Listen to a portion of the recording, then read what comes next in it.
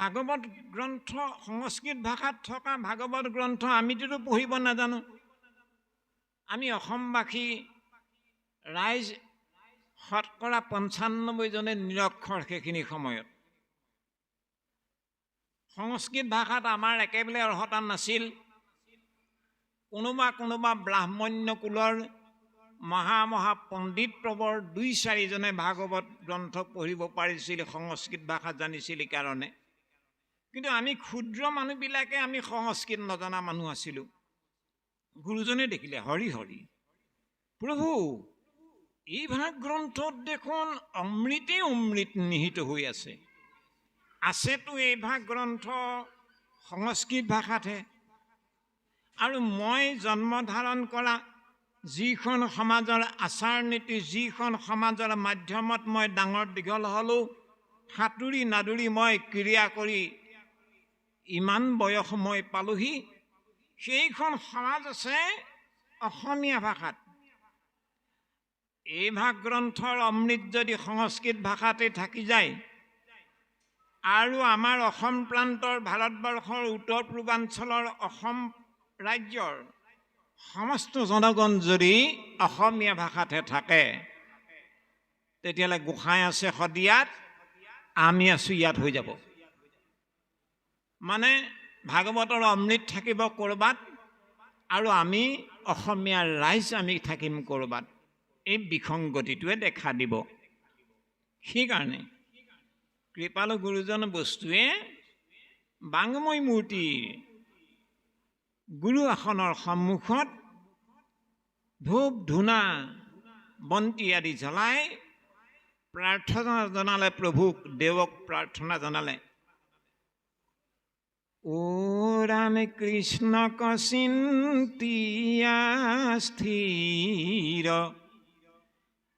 কৰিলা শংকৰ, শ্লোক ভাঙ্গি পদ কৰো বাঢ়য়ো স্কন্ধৰ।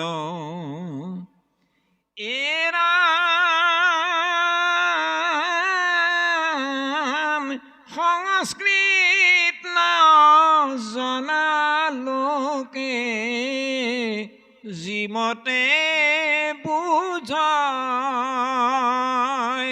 শ্লোক ভাঙ্গি পদ বন্ধে ইমতে ৰচয়। মন কৰকচোন, মহাপুৰুষ আমাৰ কৃপালু গুৰুজনে আচৰিত মানি গ'ল। হৰি হৰি প্ৰভু, এই ভাগ গ্ৰন্থৰ প্ৰথম স্কন্ধৰ প্ৰথম শ্লোক জনাৰ পৰা দ্বাদশ স্কন্ধ শেষ শ্লোক পৰ্যন্ত অমৃতে অমৃত নিহিত হৈ আছে। আছেতো সংস্কৃত ভাষাত। নাই প্ৰভু, মই এভাগ কাম কৰোঁ বুলি ভাবিছোঁ। এই ভাগ গ্ৰন্থৰ মোৰ আৰম্ভণিৰ পৰাই শেষলৈকে 12 স্কন্ধ ভাগৱতৰ মই শ্লোক ভাঙনি কৰি এই অসমীয়া ৰাইজে, সংস্কৃত নজনা ৰাইজে, হালোৱা সজোৱা কণা কুজা অকৰা অজলা সাধাৰণ মানুহবিলাকেও যাতে এই ভাগৱত গ্ৰন্থৰ অমৃত ভাণ্ডাৰৰ অমৃত পান কৰি অমৰ হৈ যাব পাৰে, এই স্বাৰ্থত মই এৰা সমস্ত অসমীয়া ভাষাতে পদচন্দে, দুলৰী চন্দে, ছবি জোনা চন্দে মই ভাঙনি কৰি পদ কৰা কথা ভবা হৈছে, যাতে সংস্কৃত নজনাকে থকা স্বত্তেও, নালাগে সংস্কৃত ভাষা জানিব ভাগৱতৰ অমৃত পান কৰিবৰ কাৰণে, নালাগে বিদগ্ধ পণ্ডিত হ'ব, নালাগে দেৱ দ্বিজ ঋষি হুইবে, নালাগে সমৃত শাস্ত্ৰ বিস্তৰ জানিবে, তপ জপ যজ্ঞ দান হবে বিড়ম্বন, কেৱল ভক্তিতেই আমাৰ প্ৰভু তুষ্ট সন্ত নাৰায়ণ বুলি কৈছে। গতিকে গুৰুজনে ক'লে নালাগে, আমাৰ অসম প্ৰান্তৰ ৰাইজ অকৰা অজলা হালোৱা সজোৱা নিৰক্ষৰ মানুহ বেছি, সংস্কৃত জানিব কোনো দৰকাৰ নাই। তাৰ অৰ্থ এইটো নহয় সংস্কৃত নিশিকিবই, কিন্তু ভাগৱত বুজিবৰ কাৰণে সংস্কৃত জানিবই লাগিব, সেইটো কথা অনৰ্থ। এই কথাটো কৈছে। এই সংস্কৃত নজনাকৈ থকা স্বত্তেও সংস্কৃত নজনা লোকে যিমতে বুজয়, শ্লোক ভাংগী গুৰুজনে ইমতে ৰচয়।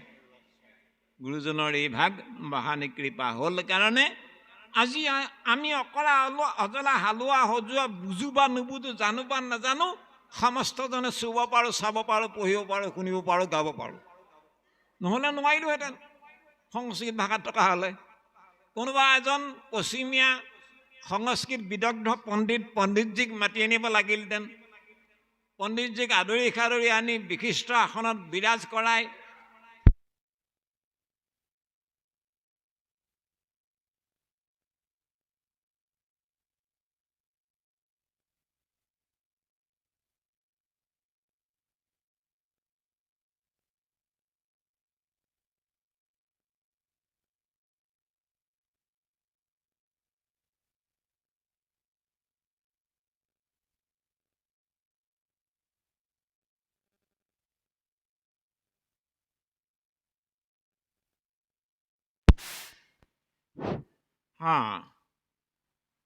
গতিকে গুৰুজন বস্তুৱে এভাগ আমাৰ পৰম কৃপা কৰি দিলে কাৰণেহে আমি আজি বিনা দ্বিধাই আপোনাসৱৰ আজ্ঞা লৈ আপোনাসৱে আজ্ঞা কৰা দুজনে বাপে গৈ পঢ়িছেগৈ।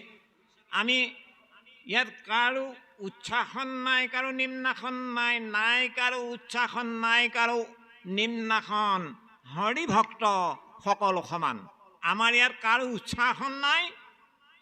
উচ্ছাসনৰ ব্যৱস্থাটো গুৰুজনে কৃপালু গুৰুজনে তাহানিৰ দিনতে উচ্ছেদ কৰি থৈছে। ইয়াৰ কাৰো নিম্নাসন নাই। ইয়াৰ সকলো হৰিভকত, হৰিভকতৰ উচ্চ নিচ্চ নাই, সৰু ডাঙৰ নাই, সকলো সমান। গতিকে আমি সকলো একে আসনত বহি আমাৰ এজন কৃপালু গুৰুৰ শ্ৰীমুখে বেকত হোৱা এই ভাগ গ্ৰন্থ আমি অমৃত পান কৰি অমৰ হোৱাৰ সৌভাগ্য আমাক একদম ৰাজআলিত গুৰুজনে দি দিলে। নম্বৰ 1। 2 নম্বৰত যদি এই ভাগ গ্ৰন্থ 18,000 শ্লোক যদি সংস্কৃত ভাষাতে থাকিলহেঁতেন আমাৰ অৱস্থাটো বাৰু কি হ'লহেঁতেন? আজি মন কৰিব ভালকে। আমি সংস্কৃত ভাষাৰ এই গ্ৰন্থভাগৰ যেনেকৈ গীতা গ্ৰন্থৰ প্ৰথম অধ্যায়ত প্ৰতিটো অধ্যায়ৰ প্ৰথমতে যিহেতু গীতা গ্ৰন্থ সংস্কৃত ভাষাত আছিল, যিহেতু ভাগৱত বস্তু সংস্কৃত ভাষাত আছিল, সেইকাৰণে গীতা গ্ৰন্থৰ প্ৰতিটো অধ্যায়ৰ যদি সেই অধ্যায় ভাগত 70টা শ্লোক আছে তেতিয়াহ'লে প্ৰথম নম্বৰ শ্লোকটো গোবিন্দ মিশ্ৰদেৱে অধ্যায়ৰ প্ৰথম ভাগতে ৰাখিছে। যেনেকৈ গীতা গ্ৰন্থৰ প্ৰথম অধ্যায়ৰ প্ৰথম নম্বৰ শ্লোকটো দিছে কি বুলি, ধৰ্মক্ষেত্ৰে কুৰুক্ষেত্ৰে সমবেতা যুযুৎসৱঃ মামকাঃ পাণ্ডৱাচ্চৈব কিম কুৰুবত সঞ্জয়। ঠিক তেনেকৈ যিহেতু সংস্কৃত ভাষাত আছিল ভাগৱত বস্তু, গতিকে সংস্কৃত ভাষাত থকা এই ভাগৱত গ্ৰন্থৰ প্ৰথম নম্বৰ মংগলাচৰণ শ্লোক জনা সংস্কৃততে গুৰুজনে ৰাখিছে। আমাৰ চাব এইজনা শ্লোক গাওঁতে কিমান যে আমাৰ ভুল হৈ যায়। ক'ত উদাত্ত স্বৰ হ'ব লাগে, ক'ত লঘু স্বৰ হ'ব লাগে, ক'ত শব্দটো আঘাত কৰিব লাগে, একো হিচাপ নিকাচ একো নাই। এনেই ৰাগ এটা দি গাই দিলেই হৈ যাব নেকি? নহ'ব। যেনেকৈ আমাৰ নামঘোষাৰ দুলৰি ছবি সুৰ ভাগৱতৰ পদত গালে হ'ব নেকি? ভাগৱতৰ ছবি দুলৰি সুৰ নামঘোষাৰ লহৰত গালে হ'ব নেকি? নহ'ব। ঠিক তেনেকৈ সংস্কৃত ভাষাৰ বেদ উপনিষদবিলাকৰ ভাগৱত গ্ৰন্থৰ পুৰাণবিলাকৰ প্ৰত্যেকৰে সুৰ বেলেগ বেলেগ। আমাৰ ভাগৱত গ্ৰন্থৰ প্ৰথম মংগলাচৰণ শ্লোক ভাগে আমাৰ উচ্চাৰণ কৰা মই এতিয়ালৈকে অপৰাধ নধৰিব, মই একজনো দেখা নাই। কিন্তু নহয়গে যিমানেই যত্ন নকৰক মানে থাকি যায় কিবা এটা, ৰৈ যায় কিবা এটা। তেতিয়াহ'লে আমি এজনা শ্লোককে মংগলাচৰণ শ্লোক ভাগকে আমি গোৱাৰ শক্তি সামৰ্থ্য আমাৰ হোৱা নাই, আমি নকৰোঁ যত্ন নকৰোঁ কাৰণে হোৱা নাই। তেতিয়াহ'লে 18,000 শ্লোক যদি সংস্কৃত ভাষাত থাকিলহেঁতেন আমি কি বুজিলোহেঁতেন বাৰু? এতিয়া বাৰু আমাৰ উদ্ধৱ প্ৰভুৱে ইমান ধুনীয়াকৈ দুটামান কলি গাই গ'ল। জন্মাদ দ্বৈস্য যতু অন্নয়াদি তৰ স্বাৰ্থে স্ববিঘ্নস্বৰাত তেনে ব্ৰহ্ম হৃদয় আদি কবয়ে মুহ্যন্তি যচ্ছুৰয়ঃ গাই গ'ল। কি বুজি পালোঁ? এটাওতো বুজি নাপালোঁ। হয়তো আপুনি বুজিছে, তেখেতে বুজিছে, কোনোবা 2-4জনে বুজিছে। কি জন্মাদ দ্বৈস্য যতু অন্নয়াদি তৰ স্বাৰ্থে স্ববিঘ্নস্বৰাত তেনে ব্ৰহ্ম হৃদয় আদি কবয়ে মুহ্যন্তি যচ্ছুৰয়ঃ। এইবোৰ কি ক'লে তাৰ অৰ্থকে একো বুজি নাপালোঁ। যদি 18,000 শ্লোক তেনেকুৱাকৈ থাকিলহেঁতেন তেতিয়াহ'লে আমি ভাগৱতৰ ৰসপান কৰাৰ পৰা বহুত দূৰত থাকিব লগা হ'লহেঁতেন। সেইকাৰণে আমাৰ বৰ সৌভাগ্য, আমাৰ কৃপালু গুৰুজনে আমাক সেই পয়াৰ লগা অৱস্থাত আমি লাগি ধৰিব লগাকৈ থৈ যোৱা নাই। একদম আমাৰ ভাষাত আমি বুজিব পৰাকৈ পানীকৈ গুৰুজন বস্তুৱে সৰল সহজ শব্দেৰে বাক্যৰে গাঁথনি কৰি আমাৰ কাৰণে দি যোৱা এইজন কৃপালু গুৰুৰ পৰম কৃপাৰ কাৰণে আমি এই ভাগ গ্ৰন্থ পালোঁ। তে প্ৰভু সমস্ত আই মাতৃবৃন্দ, আজি আমাৰ বৰ্তমান মংগলাচৰণ পদ বাপ সমস্তে পাঠ কৰি বৰ্তমান সপ্তম স্কন্ধৰ মংগলাচৰণ প্ৰথম পদ চলি এই ভাগ প্ৰথম অধ্যায় আৰম্ভ হৈছে।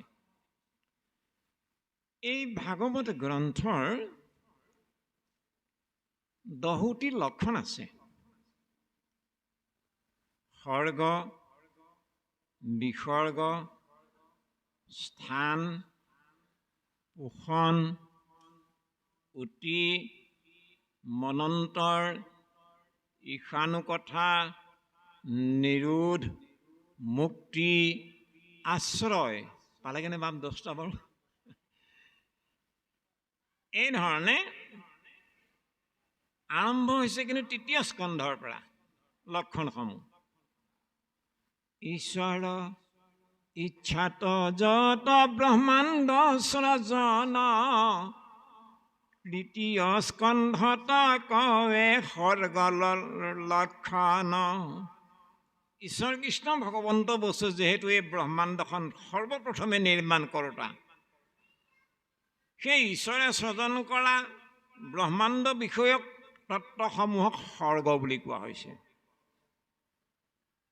ভগৱান কৃষ্ণই পদ্মকল্পত ব্ৰহ্মাক সৃষ্টি নিৰ্মাণৰ কাৰণে দায়িত্ব অৰ্পণ কৰাত ব্ৰহ্মাই কৰা সৃষ্টি বিষয়ক বিৱৰণসমূহক কোৱা হৈছে বিসৰ্গ। আৰু সেই বিসৰ্গ নামৰ লক্ষণ প্ৰকাশ পাইছে 4ৰ্থ স্কন্ধত। স্থান লক্ষণ প্ৰকাশ পাইছে 5ম স্কন্ধত। পোষণ লক্ষণ প্ৰকাশ পাইছে 6ষ্ঠ স্কন্ধত। আৰু উতি নামৰ লক্ষণ ভাগ প্ৰকাশ হৈ আছে 7ম স্কন্ধত। কি বুলি কৈছে? উতি মানে কি? আমাক পদে কি বুলি কৈ গ'ল? অ ৰাম বাস নাকে উতি বুলি কহে সাধু খ্ৰীষ্ট। 7ম স্কন্ধত কহিয়াছে নিষ্ঠ। অকণমান আগৰ পদে ক'লে এই 7ম স্কন্ধৰ লক্ষণ ভাগ হ'ল, হে মহামুনি, হে পৰীক্ষিত ৰাজন। মহামুনি শুক গুৰুৱে কৈছে 7ম স্কন্ধৰ লক্ষণ এভাগ আছে। এই লক্ষণ ভাগৰ নাম হ'ল উতি। এতিয়া উটি মানে কি উটি আকৌ বুজি নাপালেতো নহ'ব আমাক। সেইকাৰণে পদে গুৰুজনে উটিৰ অৰ্থ ভাঙনি কৰি গুৰুজনে আমাক কলম ধৰি থৈ গ'ল, অকণমান আগৰ পদে কৈ গ'ল মানুহৰ বাসনাক উটি বুলি কোৱা হয়। পিছে বাসনা একেধৰণৰ নহয় আকৌ প্ৰত্যেকৰে বাসনাবোৰ বেলেগ বেলেগ হয়। আৰে বৈকুণ্ঠহেন জেগাত ইমান পবিত্ৰ স্থানত বেয়া এটা বাসনাৰ উদ্ভৱ হৈ গ'ল নহয়। জয় আৰু বিজয় নামৰ সপ্তম দুৱাৰত খাৰা হৈ থকা আৰে বৈকুণ্ঠৰ ভকত পাৰিষদ কিজনৰ মনত বেয়া ভাৱনো হ'ব লাগিছিল নে? হৈ গ'ল নহয়। চাৰিজন মহান ভকত মহাসিদ্ধ সনক সনন্দ সনাতন চাৰিসিদ্ধ গ'ল। এইকেইটা কৰবাৰ নাঙঠীয়া বুলি বেটেৰে ঠেলি আনি বাহিৰ কৰি দিলে। তাত হ'ব নালাগিছিল তেনেকুৱা ভাৱনা, কিন্তু হৈ গ'ল। ঠিক তেনেকৈ আমাৰ মানৱ জীৱনতো আমি প্ৰত্যেকজন মানুহ সংসাৰী, বিষয়াসক্ত মানুহ, গৃহী মানুহ। আমাৰ গৃহস্থী, আমি সাংসাৰিক জীৱনৰ মাজতো আমাৰ বাসনাবিলাকে তেনেকেই দকমকাই থাকে। কেতিয়াবা আমাৰ সুবাসনায়ো লগ লয়, কেতিয়াবা দুৰ্বাসনায়ো লগ লয়। মহাপুৰুষ মাধৱ গুৰুজনাই বাসনাৰ সম্পৰ্কে লেচাৰী ছন্দত যে দিছে, অ ৰাম সুবাস না দুৰ্বাসনা দুই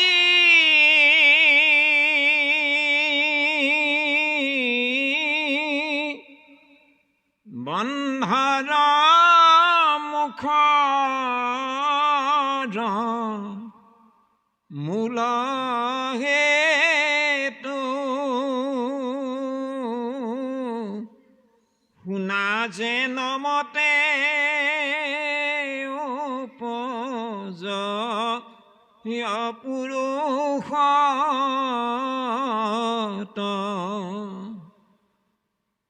মানুহৰ হেনো দুটা বাসনা বিশেষ ধৰণে আছে। এটা নাম সুবাসনা আৰু এটাৰ নাম হ'ল দুৰ্বাসনা। সুবাসনা কেনেকৈ জাগ্ৰত হয় মানুহৰ শৰীৰত, আমাক দুৰ্বাসনাই কেনেকৈ লগ লয়, এই বিষয়ে ক'লে।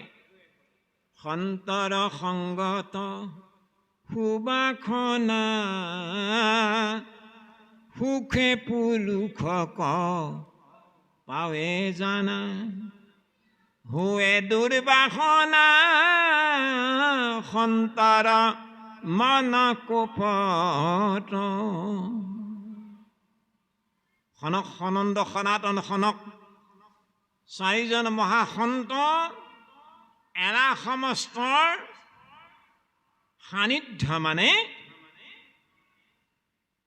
পৰম কল্যাণ সাধন হৈ যায়।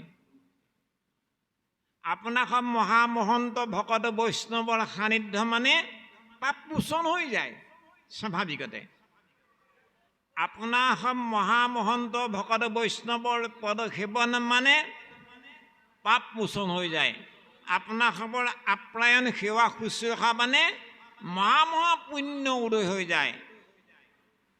আমাৰ শৰীৰ পবিত্ৰ হৈ যায়। আনহে নালাগে।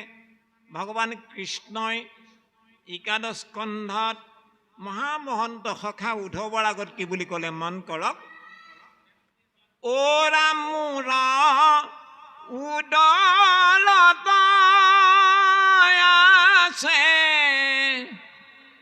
ব্ৰহ্মাণ্ড যাতে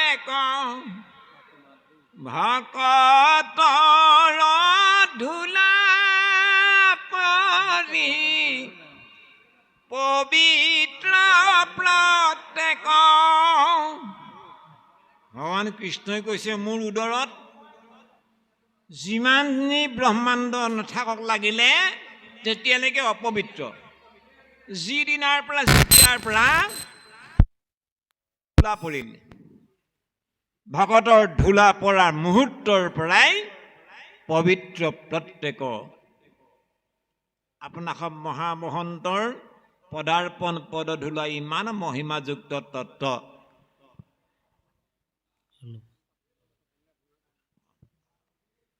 গতিকে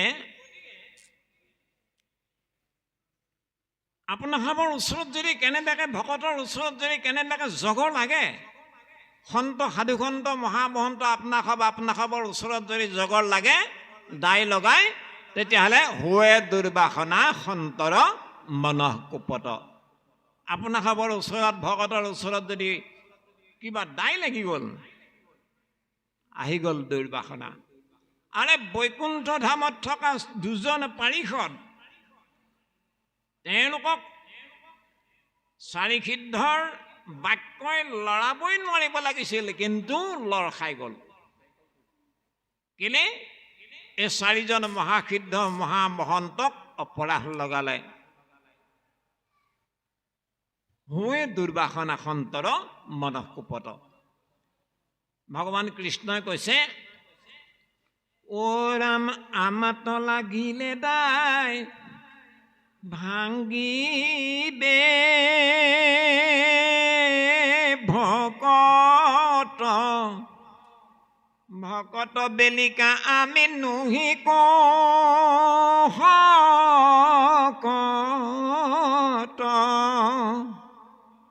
মোক যদি কোনোবাই জগৰ লগাই ঈশ্বৰে কৈছে,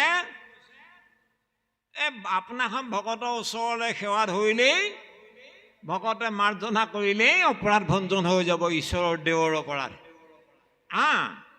যদি ভকতত কোনোবাই দাই লগালে জগৰ লগালে, তেতিয়াহ'লে ঈশ্বৰে কৈছে মই হ'লে নোৱাৰিম। ই সুবাসনা আৰু দুৰ্বাসনাৰ জন্মভূমি হ'ল আপোনাসৱ মহামহন্ত। আপোনাসৱৰ কোপ মৰ্মে দুৰ্বাসনাই লগ ল'ব, আপোনাসৱৰ আশীষ মৰ্মে মহাকল্যাণ সাধন হ'ব। এই বিষয়কে কথাসমূহ আমাক বৰ্তমান সপ্তম স্কন্ধৰ পদৰ আধাৰত কৃপালু গুৰুজনে বস্তুৱে এই দুই পৰ্যায়ৰ বাসনাৰ জৰিয়তে আমাৰ জীৱনৰ যিখিনি যান্ত্ৰণা, এই যান্ত্ৰণাসমূহৰ বিষয়ে আমাক জ্ঞান প্ৰদান কৰি আছে। পৰৱৰ্তী পদ কৃপা হওক। প্ৰভু সমস্ত আমাৰ সামান্য চিন্তাৰে আমি এই কথাখিনিকে এনেকৈ আগবঢ়ালোঁ। পৰৱৰ্তী যদি সন্ধিয়া আপোনাসৱৰ উপস্থিতি অলপমান সবল হয়, তেতিয়াহে হয়তো মানুহজন দেখিছে ক্ষীণমিনাৰ অৱস্থাই নাই, গতিকেলৈ পৰিৱেশটো নাপালে কিন্তু কামত নহ'ব আৰু। পৰিৱেশ এটা যদি হয়, তেতিয়াহে কথম দি আগবাঢ়িব পৰা যাব। যাই নহওক, বহুত সুন্দৰ হ'ল, কাৰণ ইমান ব্যস্ততাৰ পিছত বা সমস্ত আইসকল গৃহাগৃহীত যোৱাটো স্বাভাৱিক, যাবই, কোনো কথা নাই। আকৌতো আহিব, কাৰ্যসূচী ভাগেই হ'ল 3টা দিনৰ। বোলে আজিয়ে কৰিলোঁ আৰু নকৰোঁ, এইটো কথা নহয়। গতিকেলৈ আমি সিমান হতাশাও হোৱা নাই। প্ৰভু সমস্তই পুনৰ কৃপা কৰক, আমি পৰৱৰ্তী আগবঢ়াৰ প্ৰয়াস কৰিম। কৃষ্ণ কৃষ্ণ। অহে শুনি পৰীক্ষিতে শুকত পুছিল, সবাতে সমানে ভগৱন্ত দয়াশীল, সমস্তৰে আত্মা যিটো প্ৰভু নাৰায়ণ,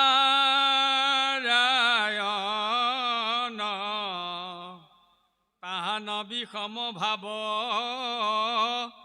ভৈল কি কাৰণ, সমস্তৰে সুহৃদ কৃপালু ভগৱন্ত, ইন্দ্ৰৰ নিমিত্তে কেনে দৈত্য কৌমাৰন্ত, প্ৰয়োজন ভৈলে পক্ষপাত লাগে হইবে, যেবে ভয় আছে তেবে লাগয় মাৰিবে, এৰা ভয় নাহি কয় তেন্তে আত্মা জগতৰ, শত্ৰু মিত্ৰ উদাসীন যোগ্য ঈশ্বৰৰ,